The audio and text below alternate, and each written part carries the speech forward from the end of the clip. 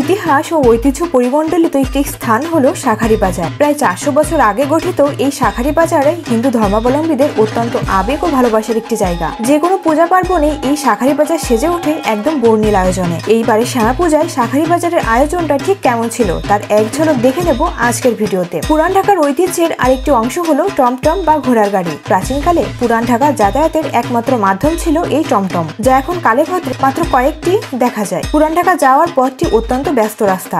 প্রায় অনেকটা সময় পাড়ি দিয়ে আমরা অবশেষে শাঁখারী বাজার দ্বার প্রান্তে পৌঁছে গেলাম।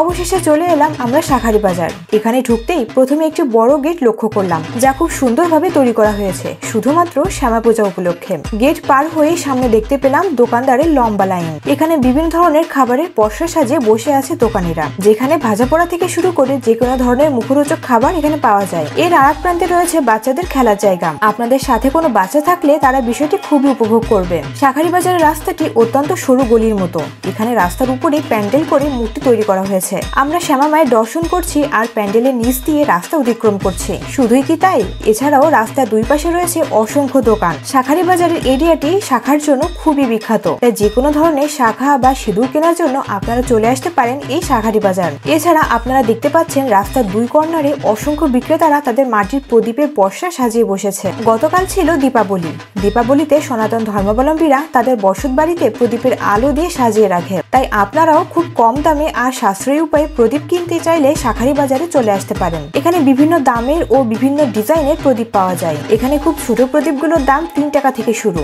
আবার একটু রং করা ডিজাইনগুলোর দাম ছিল 10 টাকা। এছাড়াও এখানে 100, 150 কিংবা 500 টাকার মধ্যেও প্রদীপ পাওয়া যায়। এছাড়াও শ্যামা পূজা উপলক্ষে এখানে রয়েছে নানা রকমের বাজি। পূজার সময় ছোট ছেলে মেয়েরা থেকে বড়রা সবাই কিন্তু নানা ধরনের বাজে পটকা ফাটিয়ে থাকে, যা পূজার আনন্দের মাত্রা আরো বাড়িয়ে তোলে। এখানে আমরা দেখতে পাচ্ছি অনেক রকমের বাজি নিয়ে এসেছে, যা প্রচুর পরিমাণে বিক্রি হচ্ছিল। আমরা দীপাবলির দিন দুপুরের দিকে ঘুরতে গিয়েছিলাম শাঁখারী বাজার, কিন্তু যদিও চোখে পড়লো মায়ের সাজসজ্জার কাজ এখনো চলমান। আপনারা এর পরবর্তীতে গেলে আরো সুন্দরভাবে সবকিছু উপভোগ করতে পারবেন, কিন্তু সবখানে ছিল অসম্ভব ভিড়। বিভিন্ন জায়গায় দেখতে পাচ্ছি মায়ের প্রতিমা তৈরি করা হচ্ছে, আবার কোথাও প্রতিমায় রং করা হচ্ছে। আপনারা এখানে আসলে দেখতে পাবেন শ্যামা মায়ের বিভিন্ন রকমের রূপের প্রতিমা। এখানে মায়ের ছবি থেকে শুরু করে রয়েছে বিভিন্ন ধরনের পটচিত্র। এখানে বেশ অনেক ধরনের দেবদেবতার ছবির ফ্রেম দেখতে পাচ্ছিলাম, যা আমার খুবই ভালো লাগছিল। এই ধরনের ছবি বাড়িতে টানিয়ে রাখলে অনেক সুন্দর দেখাবে। কালী পূজার সরঞ্জাম সাজিয়ে নিয়ে বসেছে দেখলাম দোকানিরা।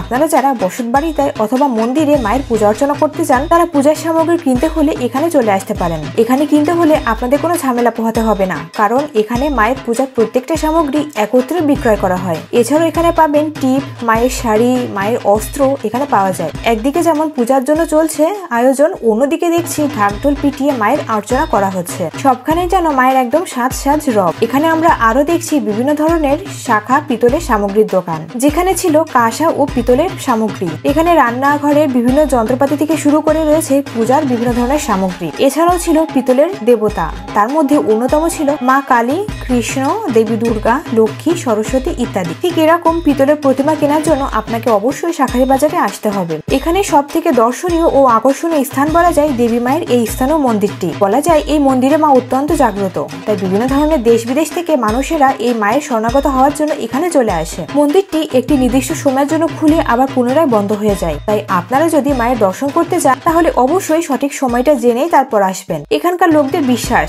মায়ের দর্শন করে মন থেকে কিছু চাইলে সেই মনস্কামনা পূর্ণ হয়ে যায়। আমরা প্রায় গলির সম্পূর্ণ মন্দিরই দেখা সম্পন্ন হয়ে গেছে, এখন ফিরে যাওয়ার পালা। যেটুকু সময় এখানে ছিলাম সত্যি অনেক ভালো লাগছিল। এবারে আমাদের অনেক কিছু কেনাকাটা করলাম এবং সেগুলো কিনে নিয়েই আমরা ফিরে এলাম। মূলত এই ছিল আমার আজকে শাঁখারী বাজারের একটি ছোট্ট ব্লগ। ভিডিওটি আপনাদের কাছে কেমন লাগলো সেটা অবশ্যই কমেন্ট করে জানাবেন। আর এখানে প্রায় 24 তারিখ পর্যন্ত ঠাকুর দর্শন করা যাবে। আপনারা চাইলে এখনই একবার শাঁখারী বাজার থেকে ঘুরে আসতে পারেন। এই শ্যামা পূজায় আপনার ঘরের সকল পাপ অশান্তি দূর হয়ে যাক আর ঘরে আসুক সুখ ও শান্তি। মায়ের দর্শনে ফল মিলবে, তাই মায়ের দর্শনে কোনো অবহেলা করবেন না। আজ তবে এখানেই বিদায় নিচ্ছি। সবাই ভালো থাকবেন, সুস্থ থাকবেন আর ভালো করে মায়ের পূজা উদযাপন করুন। নমস্কার।